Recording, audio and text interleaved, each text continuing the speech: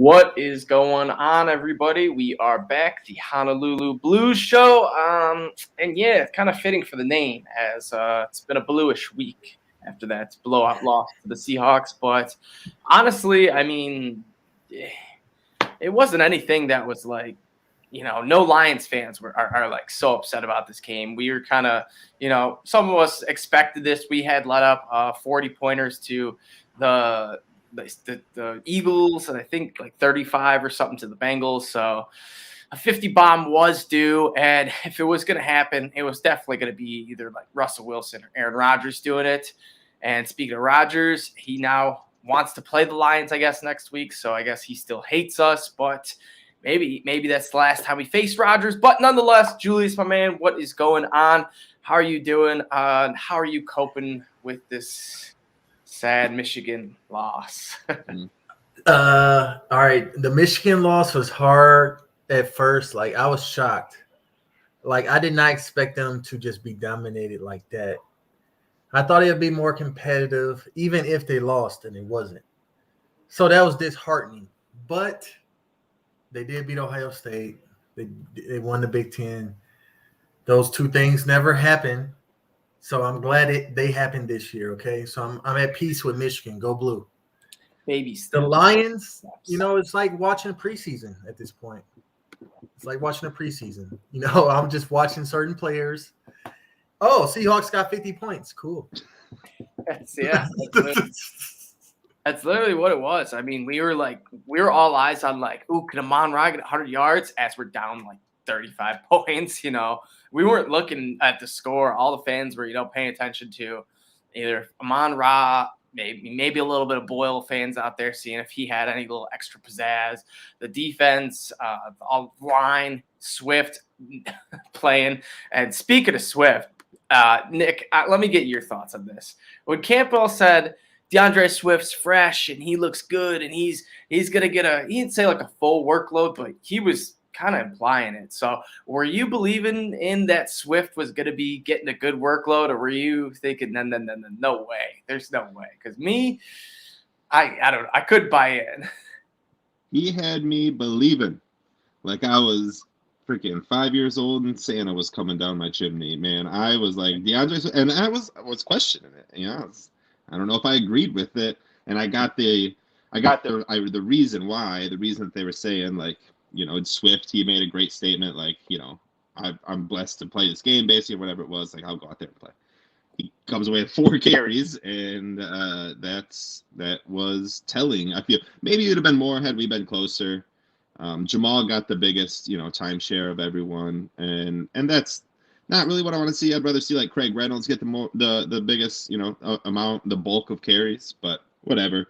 The Lions, 51 points got put up against us after we've been talking so good about their defense. They came and let us down. Michigan, that stinks, but you scored more points than Michigan State, so kudos to that. 3 points is better than 0. And so, 3 points, dude. But that was tough, and we'll get into that because Michigan had 11.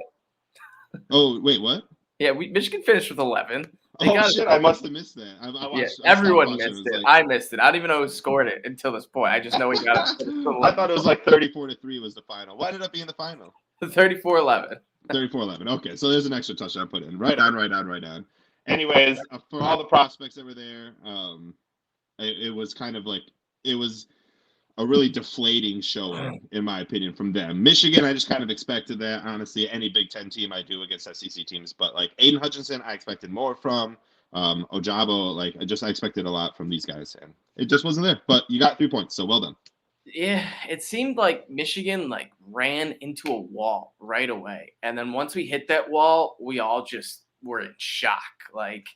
I don't know if it was the first drive or the second drive or the Michigan not getting the 4th down or what, but man, Aiden Hutchinson, he saw his first kind of small taste of NFL talent, because I think the SEC is the next step after, Big Ten, and not great. So, isn't it crazy how different? I'm sorry, Julius, but real quick, isn't it crazy how different it is from Big Ten football, which is like one of the top 5, top 2, top 3 conferences, to the SEC? Like, it is literally like going from rookie ball to AAA ball Yeah. to the leagues. That's like the comparison. Maybe not rookie, but like single A, double A, triple A, yeah. triple A. That's nuts to me. That's crazy to me. This is what happened. This is what happened, man, with Michigan. Real quick, this is what happened. They got out-coached, out-schemed, okay? And they did not have the quarterback. I'm going to say it. I love McNamara. What he did this season, he was good enough. Big Ten, good enough. But he was not national championship good enough quarterback play. And it's crazy to say that Georgia actually has that, and they walk-on starter, that they got starting over a 5-star. What a story that is. But their defense, the Georgia's defense was just too good for McNamara. You know what I'm saying? And we got out-schemed. It's like we didn't even practice that whole 3 weeks we waited for this game. Michigan was just sitting back, chilling. And Georgia was master planning on how they're going to destroy our lives and execute it. That's what executed. That's what happened. Aiden Hutchinson, I'm not taking nothing away from Aiden Hutchinson in this game because I don't think like it's not nothing effort-wise or talent-wise that I didn't see from him. They out-schemed Aiden Hutchinson. They took him out the game schematically. If you go, they had freaking 3 weeks to prep for him. Double teams, chop blocks. They were taking him out of plays. They were running the ball straight at him on the offside of the field. They just took him out of the game, and they pretty much did the same thing on the other side of the Jobo. And Georgia's offensive line, I'm not even going to say it's better than Ohio State's, who Michigan destroyed. Is statistically, it's just about the same, if not worse. But they did the job against our vaunted edges. So, but I'm not taking nothing away from Aiden Hutchinson. I'm just saying that he's still top on my board. I think he had a big game where he could have shot his stock like through the roof, lock in #1 pick, and he kind of just flatlined. And he's leaving it up to the pro day and his combine. So we'll see what happens with Aiden Hutchinson. But as of now, he still is the favorite to go #1 at -110. So kind of decent favorite, but Kayvon could definitely hop in there. So not a whole lot of Lions news. Surprisingly, we didn't get any, season-ending injuries, even though it would be only one game. But it would suck to get an injury late this season. Jacobs, I believe, was our most recent, bad one. I know Alonzo was put on IR, but I don't think his injury was super bad. But let's just, dive into the game real quick.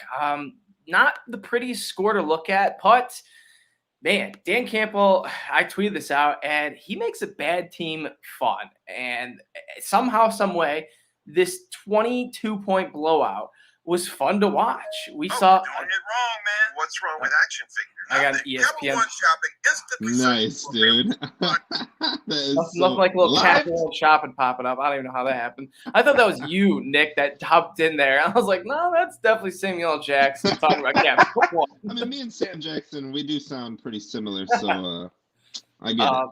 But yeah, anyways, what I was saying about Campbell making the team fun, the game fun, is we saw Decker get a touchdown. We saw some trickery. We saw Mon-Ra go off.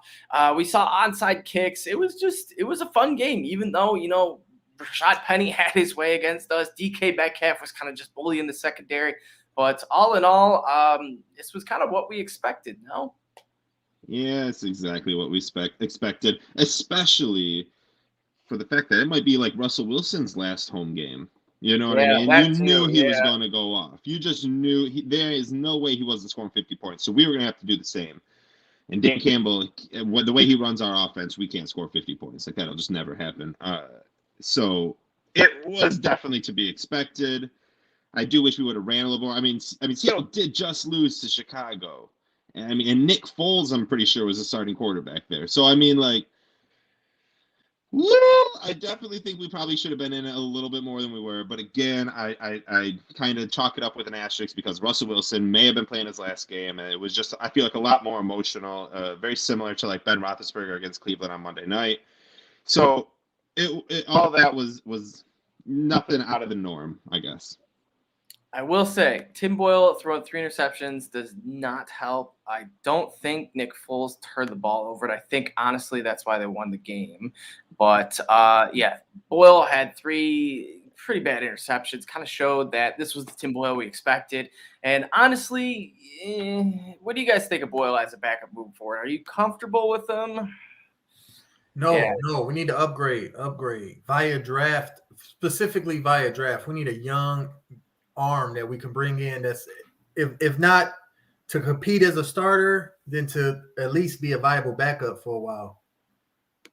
Yeah, I like that. I think that's another reason why we should 100% take a quarterback at some point of the draft, just so we have some competition on Goff and just, I just should say solid backup because, having a rookie as your backup isn't the best thing, but at least you'll have something different, something, we already know we got in Boyle. Maybe we could go out and get another veteran quarterback if, our backup we draft is just terrible in preseason or something, but all in all, many quarterbacks don't get opportunities in the NFL. Yeah. There's a lot of good quarterbacks that just go to the wayside because the opportunity just never opened up for them. We don't even have to go draft one. I just think there's other opportunities. I think Tim Boyle, like you just said, Adam, you hit the nail on the head. We saw what that is. Tim Boyle, that is Mr. 18 interceptions in college and 2 touchdowns. Like, that is who he is. I don't care about the preseason. And Julius, we all know you love to bring it up, and that's why Tim Boyle is on a team, because they have these solid preseasons. It's just over for me and Tim Boyle. I, in fact, am mighty fine with seeing what Blau can do still. I still was very impressed with his starts for a bad Bevel team, COVID-ridden. I was very impressed. And if we had a defense, he may have gotten a couple wins. We were beating the Bears on Thanksgiving. It was not his fault we lost that game. It was not his fault that we lost that game. He did everything to put us in an opportunity to win that game. I don't know why Blau is getting benched over Tim Boyle or under Tim Boyle. That's not for me to decide. That's obviously for the coaches. But I don't really care who it is. I do not want Tim Boyle ever. Maybe as a coach one day down the line, but not on my bench. I cannot take it. Yeah, I think this is also kind of like the final, all right, come on. Yeah, right. Come on. Like, you guys can't keep wheeling this guy out here. Like, come on. He should only be getting a job if some injuries happen, some COVID stuff happens, whatever. Look, if Goff can't go next week, start Fox. Get him in there. He let him run it for week 18 against the Packers. Let him Matt Flynn the Packers. You know what I'm saying? Go out there and just dominate. That'd be great. Tim Boyle's overall on Madden is, I believe, a 59. If I'm mistaken, it might be a 56. What's Colin Kaepernick? Probably like an 84. I think he's like an 80. I'm pretty sure he's still available. 79. He's in the free agency pool. That's what I'm saying. Yeah, Tim Boyle, Madden overall in the 50s, and they did not get that wrong because he has low awareness. They were spot on with that. Listen, they gave him like a 48 awareness, correct? They gave him like his short accuracy was like in the low 60s, correct? His medium accuracy was in the mid 60s, correct again. Correct. He don't got it. He just ain't got it, man.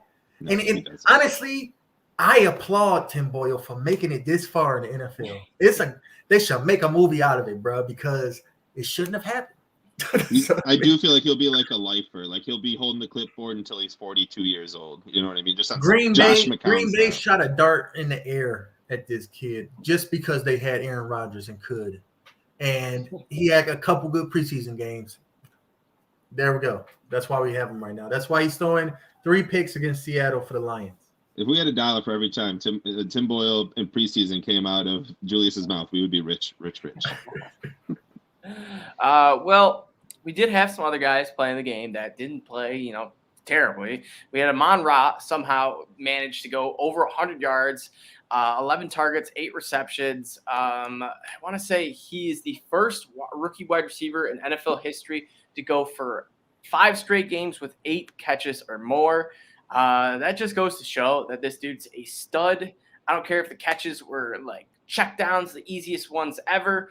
No one's done this in history.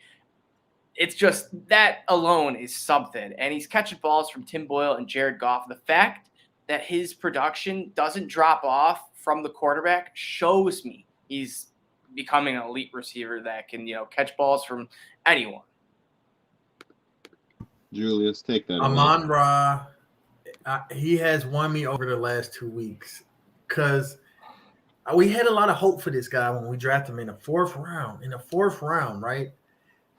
We had like almost like first round hopes for him in some kind of way. We kind of already foresaw this was a Brad Holmes type steal, and it took a while to catch on, but it's official.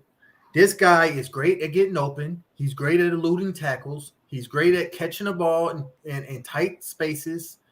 He's a safety blanket. He's a big playmaker. On the inside, you can line him up at running back. He can block. This guy, this is Golden Tate. This is Golden Tate. That's who we have. We have Golden Tate, the new age Golden Tate, who's a rookie and just doing amazing things. And he's going to need a sidekick.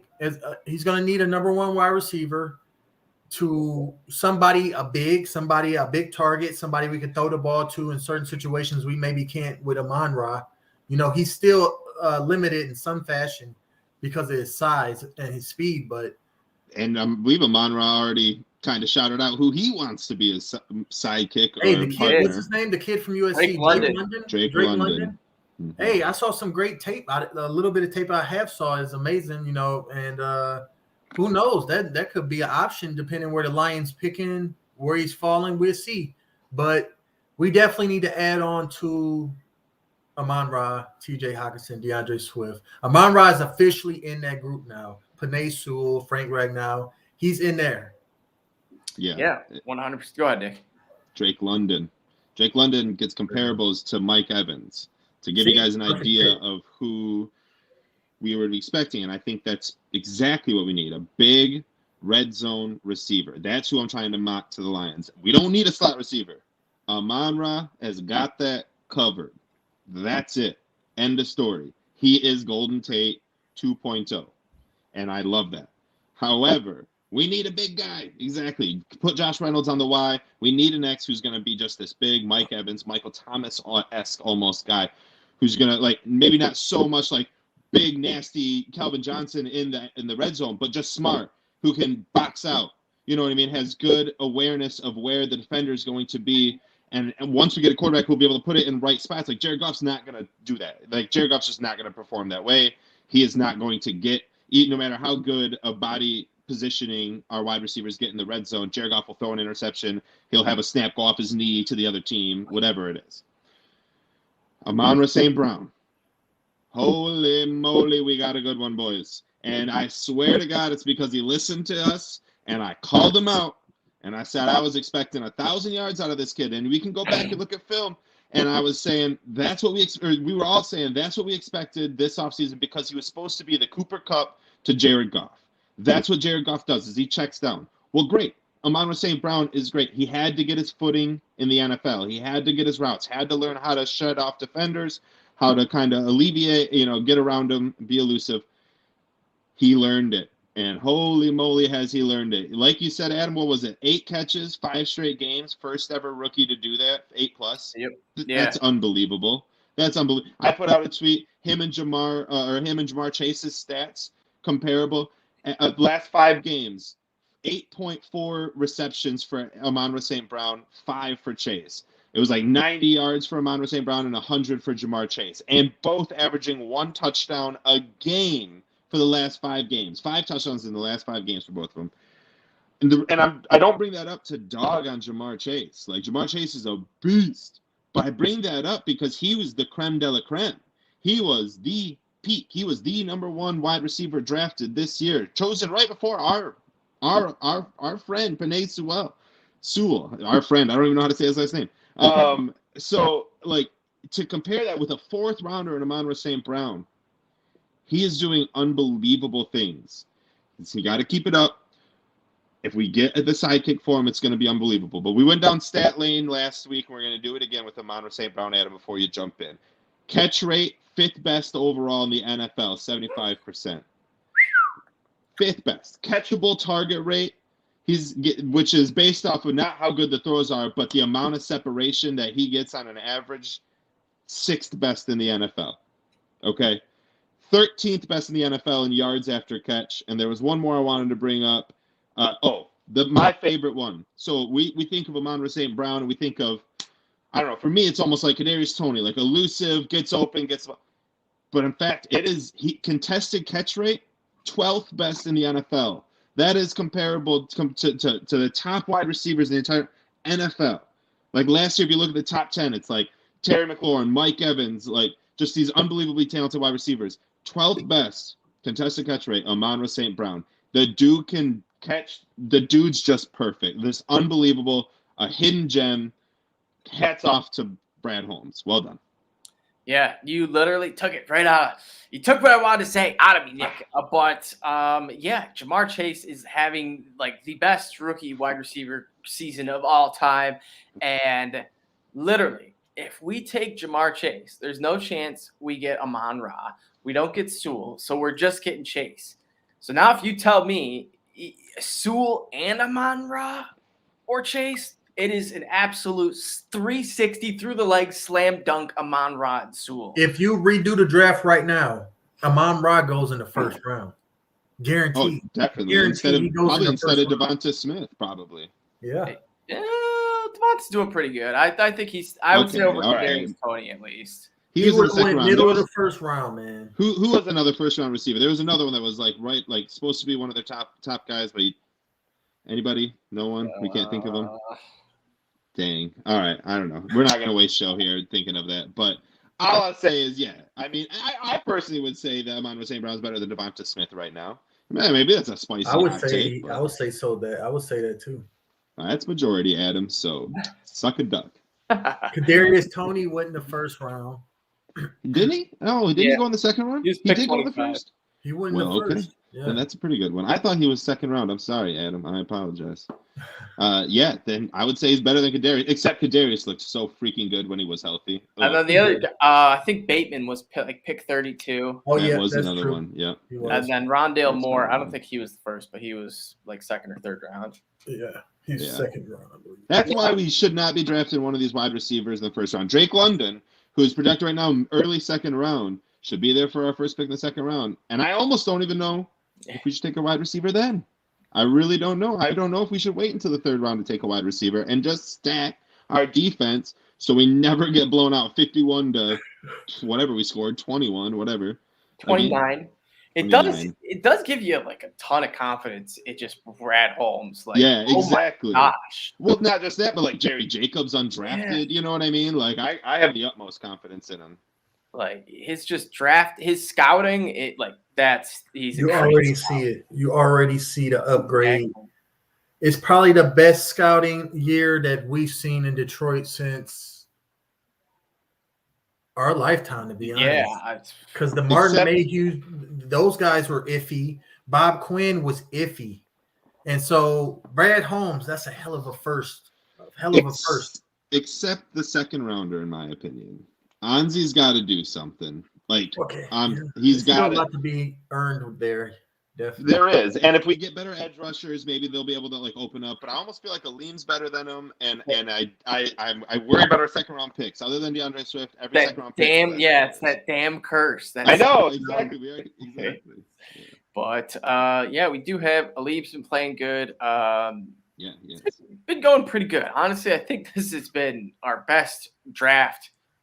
And since like the Calvin Johnson draft, and that's just because Calvin Johnson was just the best wide receiver of all time, and to get him didn't matter who else we drafted. Exactly, yeah. So, all things are pointing up. But what does that mean for Jared Goff? So there's a lot of, I guess, not uncertainty, but optimism, pessimism, I don't know. But Goff, he has been playing a lot better these last like 5-6 weeks than he did to start the season, where he was getting his head called for.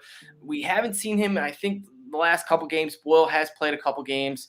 So it's still kind of up in the air on who this Jared Goff player is, because he has been playing like the guy we thought we were going to get. And to start the season, he was playing like Nathan Peterman, a guy that we absolutely did not want. So are you guys, what is your direction you want to go? Or do you want to draft a late round quarterback? Do you want to draft an early quarterback? Or are you just okay with going no one, or maybe getting a veteran?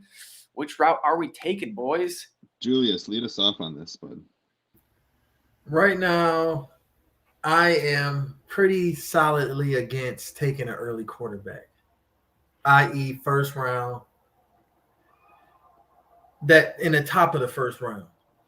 Okay, I'm more in middle rounds. I'm more in like that second round. I feel like quarterbacks are going to fall so far in this draft. There might be one reach or two, but Kenny Pickett could possibly be had at the top of the second round. Um, there's a couple names. We'll see how the combine go. But I mentioned earlier in the show, the Lions they need somebody other than Tim Boyle and David Blau. They need a young arm to come in and if not compete to start, compete as a backup immediately. And they have to get that, I would say, in the first 3 or 4 rounds of the draft. And I think that second, third round could be where we see it. That second, first round pick, I'm kind of with the consensus. I'd rather them stack the defense up, like defense in the top of the first round, defense with that Rams first rounder, defense with the first, second rounder. And if they want to go defense in the third round again, go ahead. I mean, we'll see how Brad Holmes move up and down draft boards with trades and whatnot. But I think this, like a number one receiver and possibly a quarterback, offensively might be all we looking for in this draft, to be honest. Unless you want to get somebody on the offensive line depth-wise, you could do that later in the draft. Tight ends, running backs, yeah. It's that number one big wide receiver that we talked about, and defense. That's it. And a quarterback, I mean. That's all we should be looking for in the top 3 or 4 rounds offensively. Yeah. I do think you might be right, Julius, in the fact that quarterbacks might start to fall. You might see a guy like Carson Strong from Nevada fall to the second round. You might see a Sam Howell from North Carolina fall to the second round. Malik Willis, you might see these things happen. Desmond Ridder didn't look amazing against Alabama. Really did hold Cincinnati in it for a little bit longer than I expected it, to be all honest. Like there was a minute where it was like, whoa, do they have a shot? But I think you're right on that. And normally I'm not a fan of drafting a quarterback late. It's just I think it's a waste of a draft pick because they never really amount to anything. But we do have kind of a luxury of picks this year, and we are in desperate need for a backup quarterback.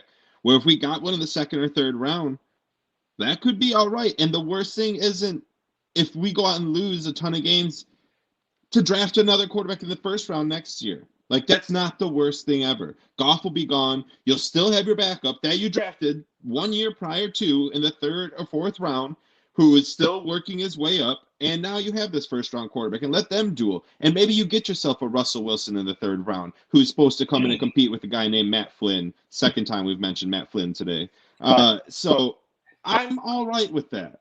I'm also starting to get off the board of wanting to draft a quarterback in the first 2 picks. But I'm so off of like having Goff on my team next year. I can't do it. And I'm so happy that he's starting like to play well. There he was starting to play well, and he was starting to get like in it with Dan Campbell and kind of like understand the way he called plays.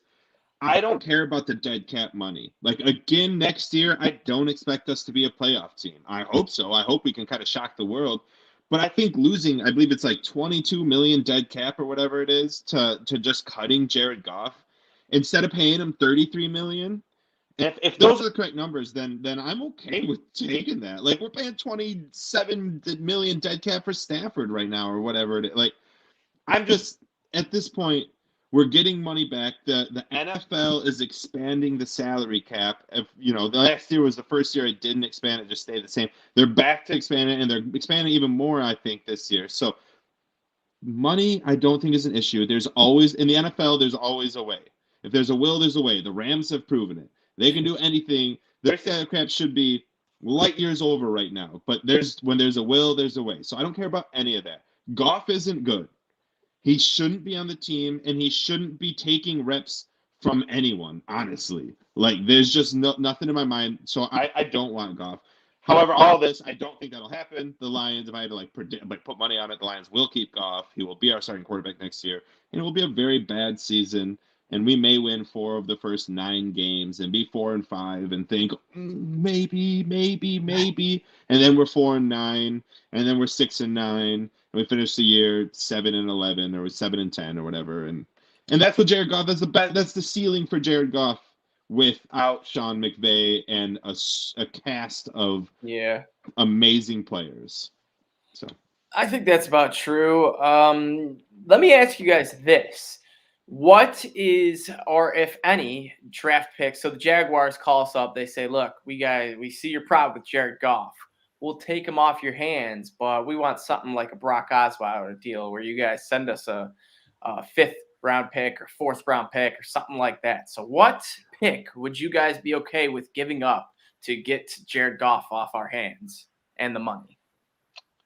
I would only go as far as like the 5th round. Other than that, like I just expressed, I would just cut him and take the dead cap and live life. But if there's someone, like Brock Osweiler, they're like, you don't even have to have any dead cap. We'll take the entire contract. Don't worry about it. But you do have to give us your 5th rounder. I'm okay. 6th, 7th. I'm okay with any of that. Like, but if they're like, but we need your 4th rounder, I'd be like, no, I'll just kind of fits the Jaguars, though. I mean, they new coach, need draft picks. They got Trevor Lawrence. Oh, you're just saying it's like a backup? Yeah, he's coming for a backup, like mentor type situation.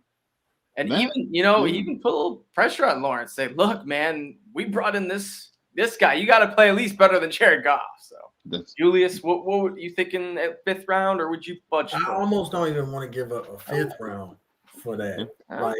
It's pretty steep. I mean, Amani O was a 5th rounder. Yeah. We can pretend that Jared Goff not on the team by not starting him next season.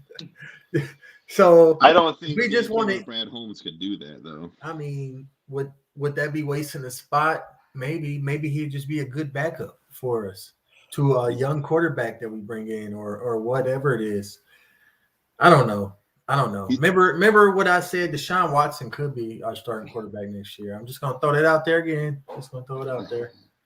I'm not gonna take that bait. I'm gonna real quick though. We said Trevor Lawrence. Think how crazy that is. Everyone, this is one of my biggest pet peeves in the entire world. Everyone on Lions Twitter is like, we need to wait. Next year's got an Andrew Luck type prospect.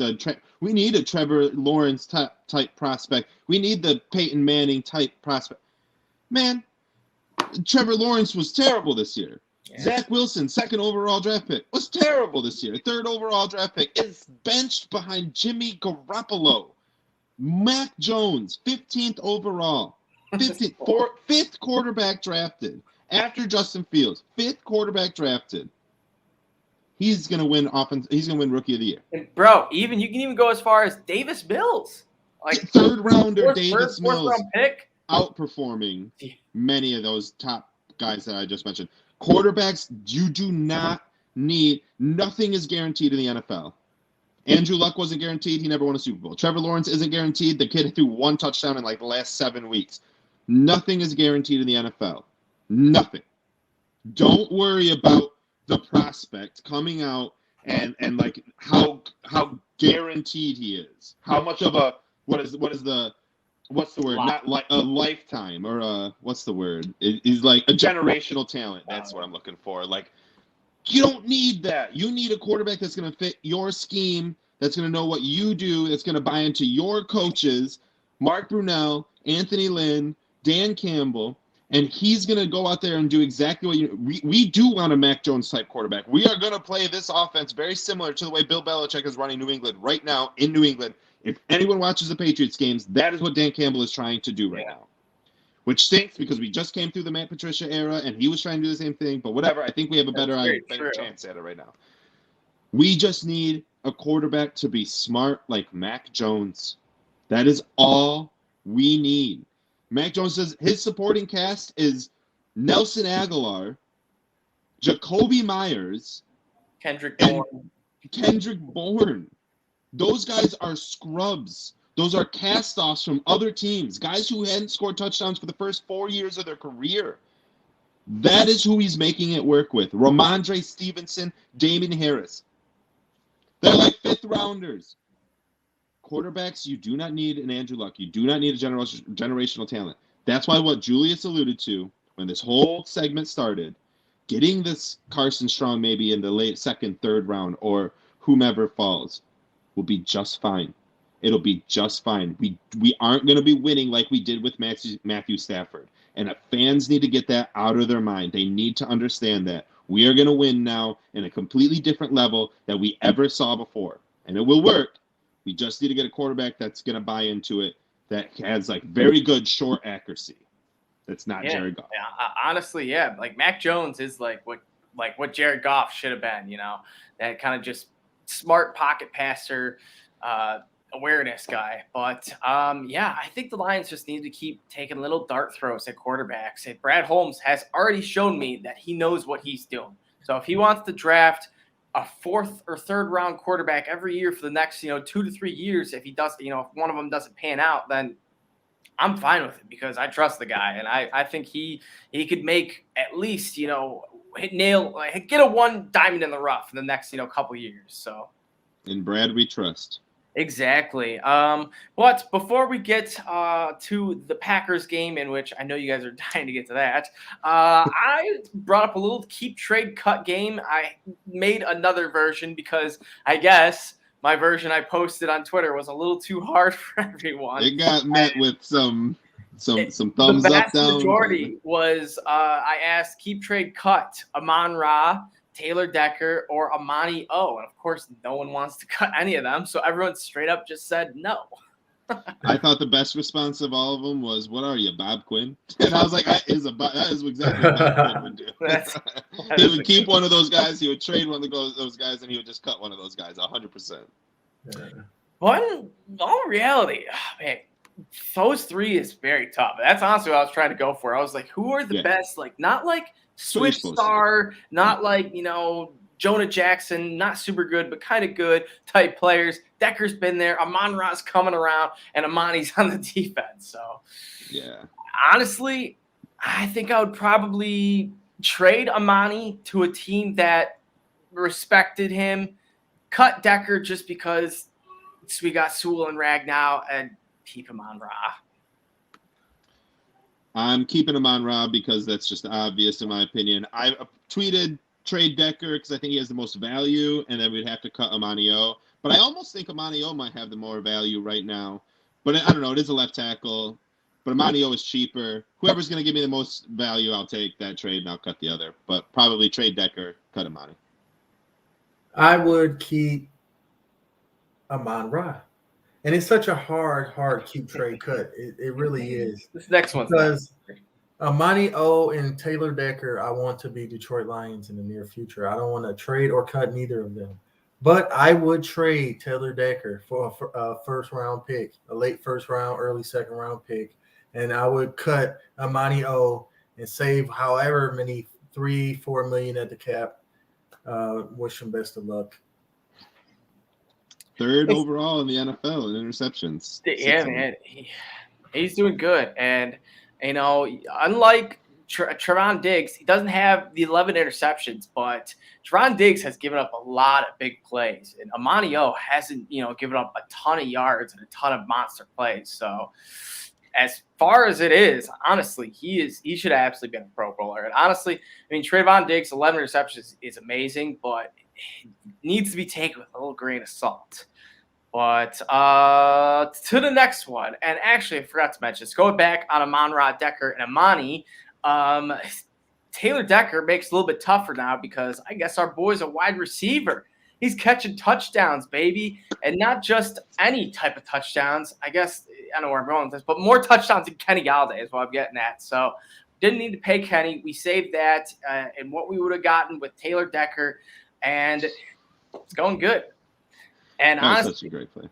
And, no digs at Kenny. Kenny was phenomenal here. He made a bunch of great plays, but I'm glad we saved all that money. And the coolest thing about this was when Decker posted on his Instagram or whatever, he had, I want to say, like 6 to 8 Lions coming in, just giving him awesome, hyping up comments. And that's what you want to see with the team.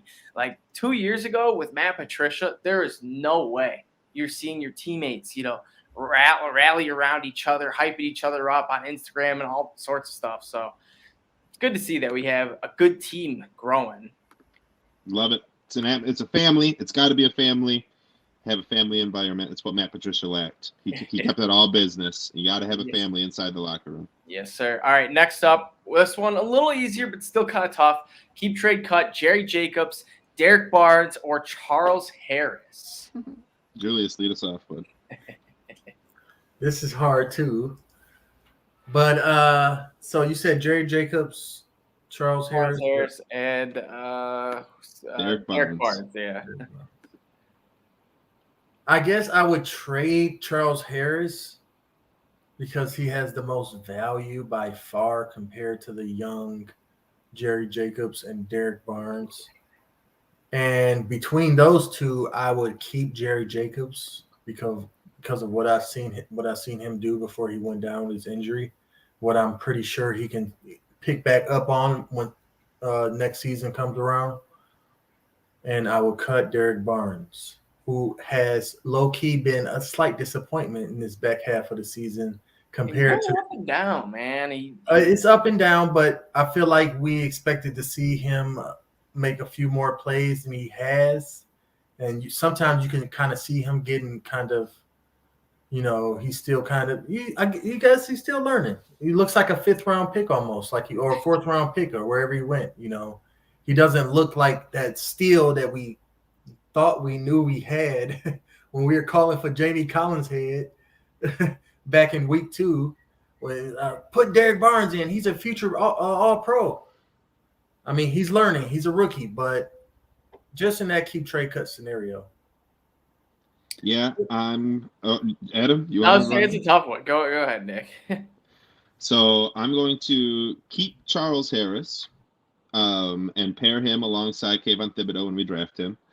I'm going to trade Jerry Jacobs and hope that he got some value. Even with an ACL tear, he's still worth quite a bit because he did show out. He's also kind of a product of his environment in the situation where, like, I kind of trusted Brad Holmes to go find another undrafted free agents that's kind of going to be similar.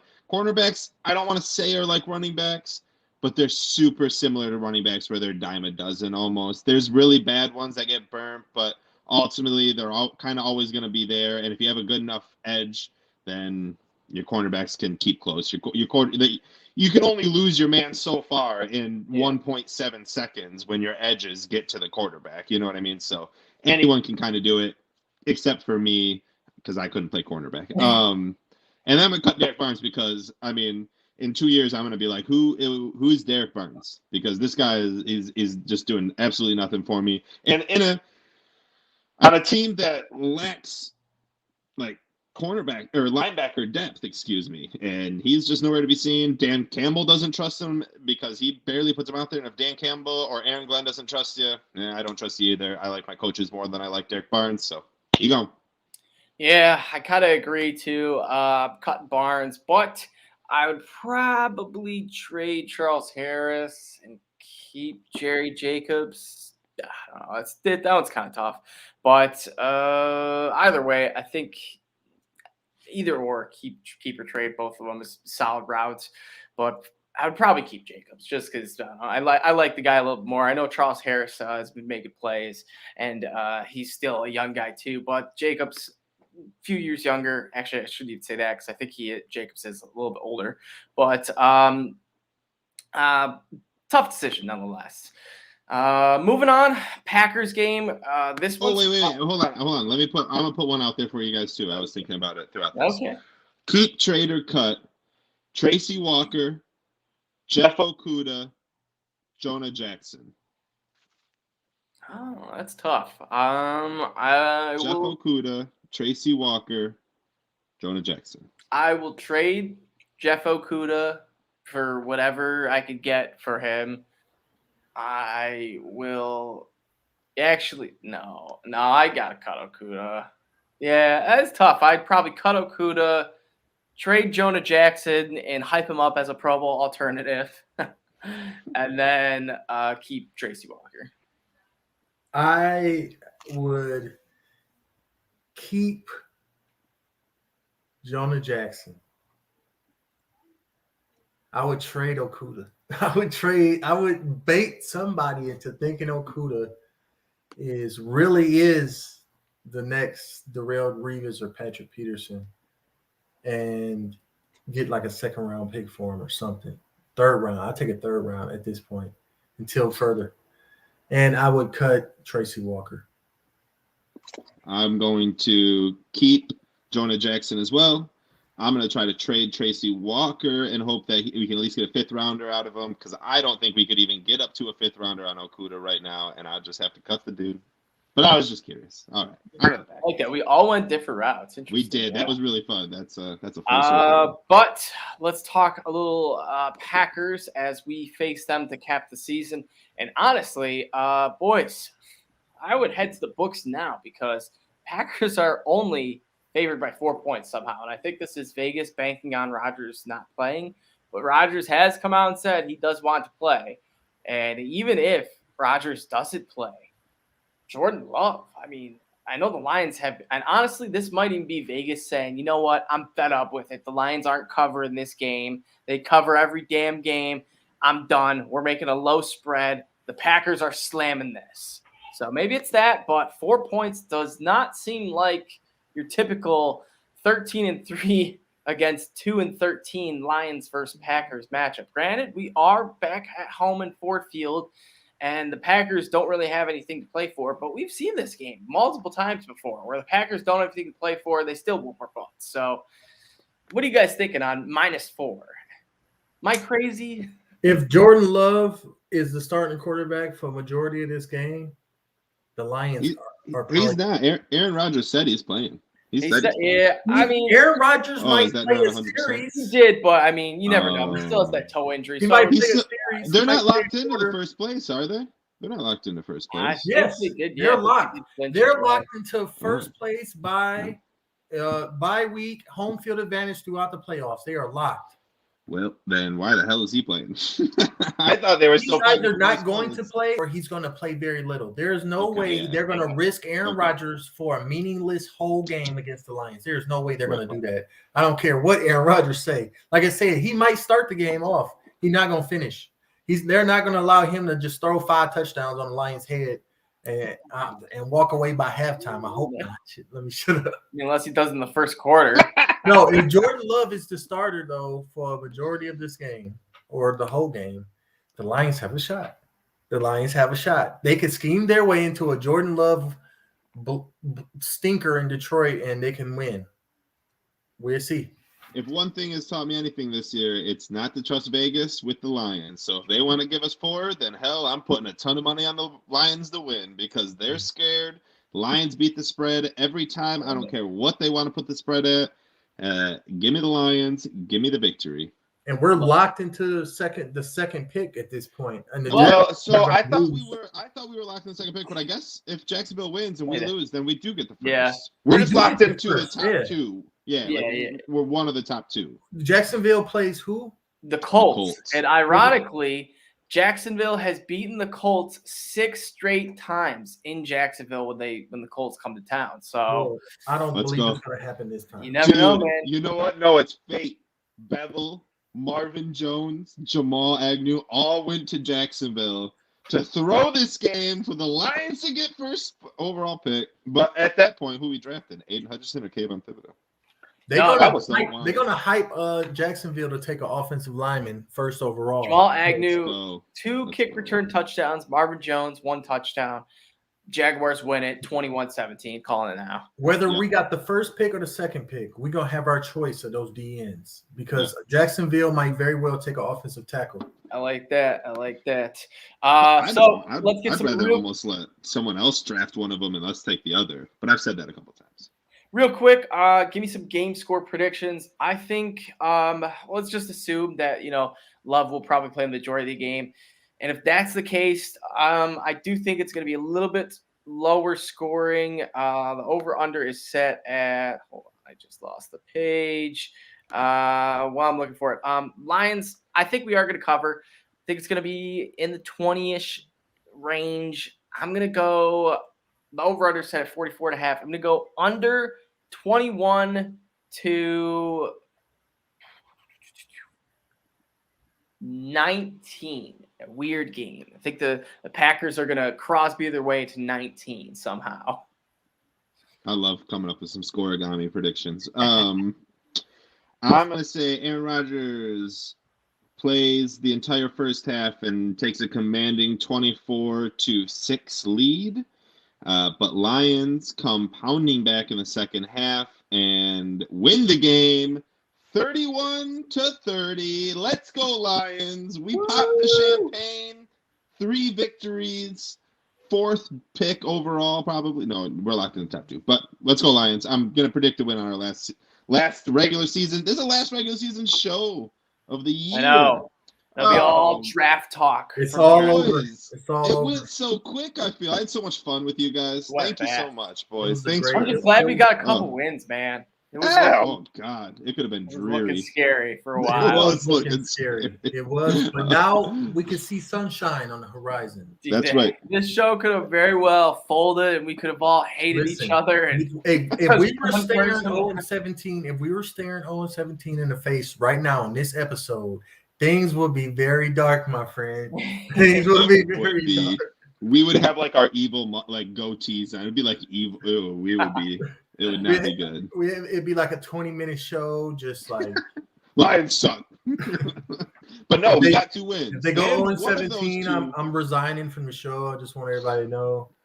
Yeah, well, we would have to change our name because that means Honolulu Blues like literally jinxed them. You know what I mean? But we didn't. And one of those wins was against possible Super Bowl contending Arizona Cardinals, which gives us so much hope. Hopefully Dan Campbell goes out there and beats Green Bay, so his record against teams that are 5+ over 500 improves to 2-0, and we don't have to take that tweet down from our pinned tweet. And then another reason that why I really want to win is because I want another moment of like, you know what, maybe fate was like seeing hindsight on this. And by that, if we win a game, and I want to say like there's still a couple teams that have 4 wins. So if we would have won a game, or we beat the Packers, we finished with 3 wins. But had Justin Tucker missed that 66-yarder where it bounces opposite way off the crossbar, we slide down a few picks. So now we can feel good about this last game, win or lose. Doesn't matter. We're getting the top 2 pick. And like last year, if Swift catches that pass in the end zone to beat the Bears, we don't get Penei Sewell. So maybe we get a little draft gem out of this. Who knows? We only get Micah Parsons, you know? that is kind of true. Well, hey, you get my points. Yeah. Hey, I got the Lions winning against Jordan Love's Packers 30. Because this is the thing. I believe the Packers are just going to sit more than Aaron Rodgers. They're going to sit all their most important players across the spectrum. And the Lions are not. So I give them the edge in this game. I really do. I could see it being Lions 30, Packers 17. Dan Campbell roaring out of Ford Field. Oh, man. We build a statue for him, bro. David Blau, 3 touchdowns. Yes, let's go. I'm pretty sure Goff is playing. I believe so. Yeah. Let's hope. You know, I mean, Amon-Ra is going to go off on the Packers. I don't ever hope that Jared Goff is our starter. Amon-Ra is going to go off on the Packers. That's what's going to happen. Hell yeah, he is. Oh, I love it, man. He needs 197 yards to hit 1,000. So what if he breaks Jamar Chase's record? He just said that yesterday. Bro, he gets 267 yards. One more. Oh my god, that'd be great. I think that should be like the idea of it. Like let's just throw every ball to Amon-Ra St. Brown. 31 catches, 267 yards. Honestly, yeah. Let's do it. Let's make it happen, Dan. No Hawk, limited Swift, might as well at this point. Give Greg Reynolds 25 carries. Yeah, I'm okay with that too. I'm that too. Fine with that too. But that should do it for the old Honolulu Blues show. As always, check us out on Twitter at Honolulu Blues _. Check me out on Twitter at EverydayFFB. I hope you win your fantasy championships, even though you probably got them done. But for next year, well, check Nick out at Nick Faber NFL. Check out Julius at the 5th Top. And as always, boys, go Lions. Woo!